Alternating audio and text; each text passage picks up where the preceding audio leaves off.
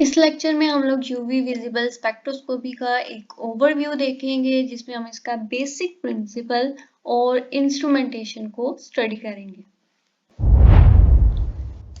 UV visible spectroscopy means हमें इसको पढ़ते हुए किन किन चीज़ों का इल्म होना चाहिए, हमें पता होना चाहिए स्पेक्ट्रोस्कोपी किसको कहते हैं, ईएमआर यानी इलेक्ट्रोमैग्नेटिक रेडिएशन क्या होती हैं और इसके साथ साथ इलेक्ट्रोमैग्नेटिक स्पेक्ट्रम किस तरह से बन के आता है।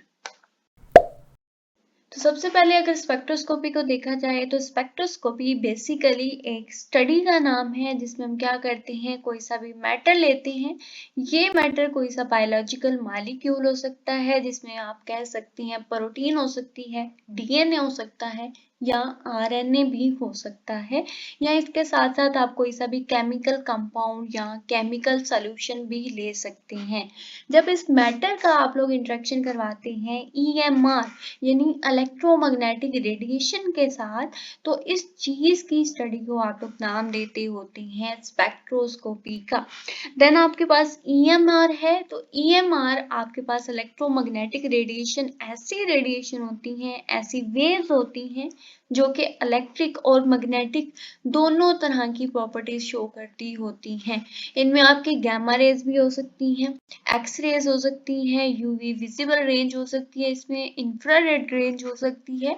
तो जब आप स्पेसिफिकली यूवी विजिबल रेंज को यूज करते हैं, इस वेवलेंथ की रेडिएशन को आप लोग स्पेक्ट्रोस्कोपी में यूज करते हैं और मैटर के ऊपर फॉल करवाते हैं, तो इस वजह से आप स्पेक्ट्रोस्कोपी को नाम दे देते होते हैं यूवी विजिबल स्पेक्ट्रोस्कोपी का। देन आपका थर्ड पॉइंट है इलेक्ट्रोमैग्नेटिक स्पेक्ट्रम का। तो आपको मालूम है कि इन तमाम रेडिएशन की वेवलेंथ डिफरेंट होती है, तो जब आप लोग इन वेवलेंथ को, इन रेडिएशन को एक ऑर्डर में अरेंज करते हैं, इंक्रीजिंग ऑर्डर में अरेंज करते हैं, तो आपके पास एक स्पेक्ट्रम बन के आता है जिसको आप नाम देते होते हैं इलेक्ट्रोमैग्नेटिक स्पेक्ट्रम का। तो इलेक्ट्रोमैग्नेटिक स्पेक्ट्रम में आपके पास डिफरेंट टाइप की रेडिएशंस आ गई, जिसमें रेडियो वेव्स हैं, माइक्रोवेव्स हैं, इंफ्रारेड है, यूवी विजिबल रेंज इसमें है, एक्सरे है, गामा रेज इसमें मौजूद है। तो इधर आपने क्या किया है, इंक्रीजिंग ऑर्डर में इनको अरेंज किया है। तो सबसे पहले गामा रेज आप लोग चेक करें, ये आती हैं, तो इनकी वेवलेंथ यहाँ पे आप चेक करें, सबसे शॉर्टेस्ट वेवलेंथ है, शॉर्ट वेवलेंथ है, इसके साथ साथ इनकी एनर्जी हाई होती है। जबकि इस साइड पे आप लोग चेक करें तो रेडियो वेव्स मौजूद हैं, तो इनकी वेवलेंथ आपके पास ज्यादा है, तो एनर्जी आप लोग कहेंगे कि इनकी कम होती है।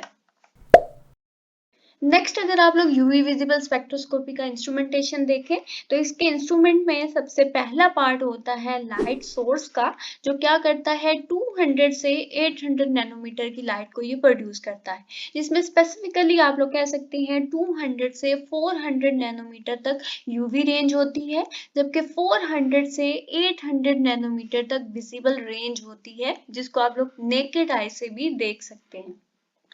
इस इंस्ट्रूमेंट का सेकंड पार्ट होता है मोनोक्रोमेटर का। मोनोक्रोमेटर में दो तरह की स्लिट्स मौजूद होती हैं और एक प्रिज्म मौजूद होता है। अब पहली स्लिट का क्या काम होता है कि ये जो लाइट सोर्स से लाइट आ रही है, इस लाइट के फोटॉन्स को ये पैरेलली प्रिज्म के ऊपर फॉल करवाता है, और ये प्रिज्म क्या करता है, इस लाइट को डिफरेंट वेवलेंथ की रेडिएशन में यहाँ पे सेपरेट कर देता है, जैसे विब ग्योर का नाम आप लोगों ने सुना होगा। देन सेकंड स्लिट आती है, ये क्या काम करती है, इन रेडिएशंस में से कोई स्पेसिफिक वेवलेंथ की रेडिएशन को ये आगे फॉल करवाती है। देन आपका थर्ड पार्ट होता है जिसमें क्यूवेट्स मौजूद होती हैं। एक साइड पे आपकी रेफरेंस क्यूवेट या रेफरेंस सेल होता है जिसमें ब्लैंक ये हो सकता है या आप बफर सोल्यूशन इसमें लेते हैं, जबकि दूसरे रीजन में आप लोग अपना सैंपल डालते हैं उस क्यूवेट में, उस सेल में। तो जब ये सेकंड स्लिट क्या करती है, इक्वल इंटेंसिटी की रेडिएशंस लेती हैं, उसको रेफरेंस सेल में से पास करवाती है और सैंपल सेल में से पास करवाती है, तो यहाँ पे क्या होता है। सबसे पहले अगर रेफरेंस सेल में देखें, रेफरेंस क्यूबिट में देखें, तो जिस इंटेंसिटी की लाइट यहाँ से फॉल कर रही है, आप लोग यहाँ चेक कर सकते हैं, सेम उसी इंटेंसिटी की लाइट यहाँ से फॉल कर जाती है, ट्रांसमिट हो जाती है। मीन्स यहाँ पे आप लोगों ने ब्लैंक सोल्यूशन लिया हुआ है या कोई बफर सोल्यूशन लिया हुआ है, तो इसमें कोई भी सैंपल का पार्टिकल मौजूद नहीं है, तो ये किसी भी इंटेंसिटी की लाइट को यहाँ पे अब्सॉर्ब नहीं करेगा।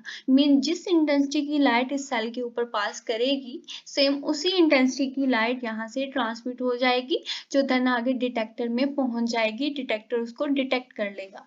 जबकि इसी इंटेंसिटी की लाइट जब सैंपल सेल में से पास की जाएगी, तो सैंपल सेल में तो सैंपल मौजूद है, तो ये सैंपल के पार्टिकल्स या केमिकल कंपाउंड क्या करेंगे, ये इस इंटेंसिटी में से कुछ इंटेंसिटी की लाइट को ये अब्सॉर्ब कर लेंगे। मीन्स यहाँ पे ट्रांसमिट होने वाली लाइट क्या होगी, ये फॉल करने वाली लाइट से थोड़ी सी कम इंटेंसिटी की लाइट यहाँ से फॉल होगी। मीन्स यहाँ पे अब्सॉर्बेंस लाजमी होगी, क्योंकि यहाँ पे सैंपल के पार्टिकल्स मौजूद हैं। देन ये इंटेंसिटी की लाइट डिटेक्टर के ऊपर फॉल करेगी। डिटेक्टर क्या करेगा, दोनों क्यूबिट में से जो इंटेंसिटी की लाइट्स आ रही हैं, दोनों की ये रेशियो कैलकुलेट कर लेगा, और रिकॉर्डर देन क्या करेगा, एक स्पेक्ट्रम या ग्राफ बना के हमें दे देगा। यहाँ पे एक सवाल पैदा होता है कि इस सैंपल ने कम इंटेंसिटी की लाइट को क्यों ट्रांसमिट किया, यहाँ पे अब्सॉर्बेंस क्यों हुई।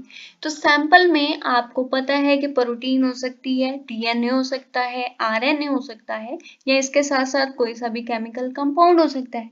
जब इस सैंपल के अंदर, इस कंपाउंड के अंदर अगर डबल बॉन्ड मौजूद है, या इसके साथ साथ अगर रिंग स्ट्रक्चर मौजूद है, तो आपको मालूम है कि दोनों में पाई बॉन्ड मौजूद है, पाई इलेक्ट्रॉन मौजूद है। तो मीन जब इस इंटेंसिटी की लाइट इन पाई इलेक्ट्रॉन पे पड़ती है, तो ये पाई इलेक्ट्रॉन क्या करती हैं, लोअर एनर्जी स्टेट से हाई एनर्जी स्टेट की तरफ मूव करते हैं। इनमें इलेक्ट्रॉनिक ट्रांजिशन होती है।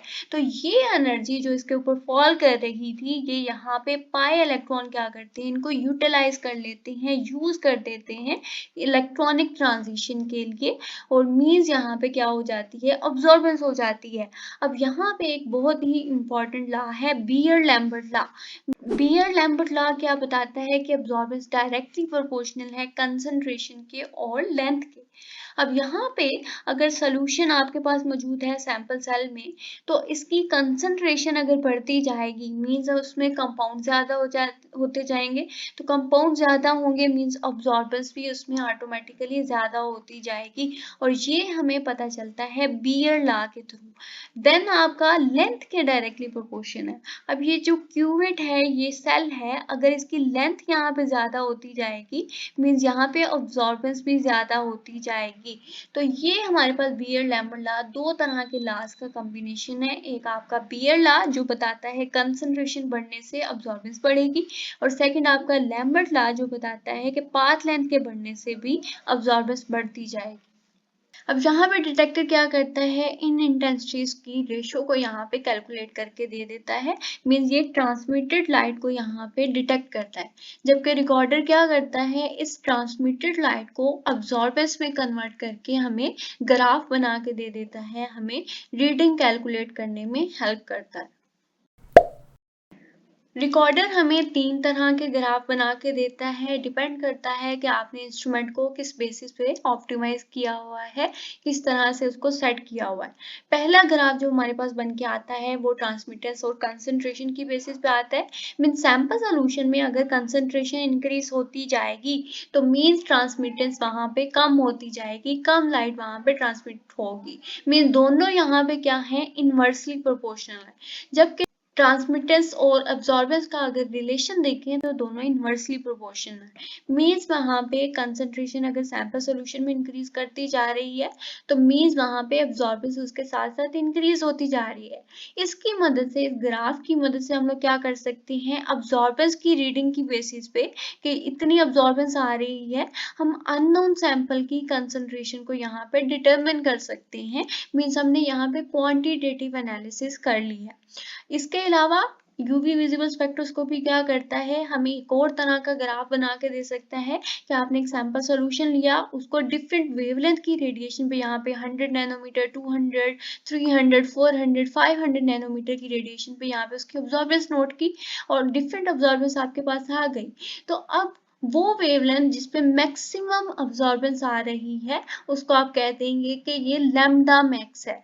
इसकी मदद से आप लोगों ने क्या किया है, आप लोगों ने एक अननोन सैंपल लिया फर्ज करें, उसकी आप लोगों ने अब्जॉर्बेंस नोट की और इस 300 नैनोमीटर पे अब्जॉर्बेंस आ गई और आपको पता है कि 300 नैनोमीटर पे ये वाला सैंपल आपका, ये वाला कंपाउंड आपके अब्जॉर्बेंस शो करता है। तो इस तरह से आपने क्या किया है कि अननोन सैंपल में एक कंपाउंड को आप लोगों ने डिटेक्ट कर लिया, मीन्स क्वालिटेटिव एनालिसिस यहाँ पे आप लोग इसकी मदद से कर सकते हैं।